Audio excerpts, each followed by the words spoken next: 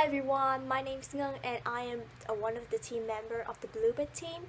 I'm very glad today we can together discuss about domestic abuse, which is one of those very serious problems that recently happened in our society. To be clear, our team decided to interview some group of the people and they shared their story and their opinions about this issue. So let's find out what are they going Well, to I think say. it's horrible and really should not be tolerated. So in the United States, I'm a mandatory reporter.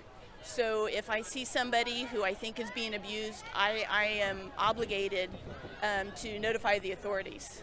A difficult issue, obviously, because it's hard to talk about it without really intruding into other people's families. But it's a form of gendered violence in most cases, and although it's something that's hard to discuss, it's obviously something that society needs to address. They have to work really hard to earn their family's living, and then once they come back to their home, it's very tired after a long day of working. And if their wife or the children don't please that worker, they will shouting and leads to the domestic abuse. Causes of domestic abuse is mainly from the husbands. They always get drunk and they abuse. Abuse their wife, their children. And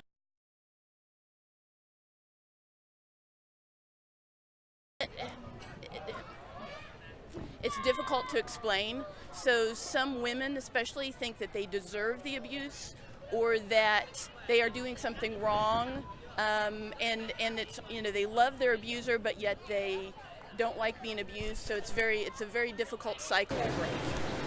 Maybe they just love that. For example, that girl has a boyfriend who always hit her, but she loves him so much that she couldn't leave him. That is one of the reasons why. And another is in the family.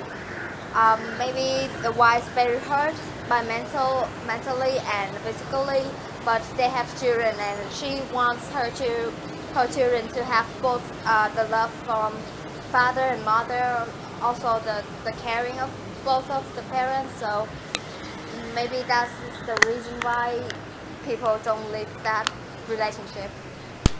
I think that I've heard of what seems like the worst is in a lot of cases, the person who's being abused feels attached to the person who's abusing them.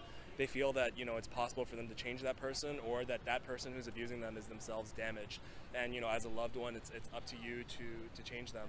But I think often that leads to a toxic spiral where the abuse only gets worse. So in your opinions, do you have any solutions to solve this problem? I've never really had an issue of domestic abuse appear anywhere like in my life, or thankfully with anyone close to me.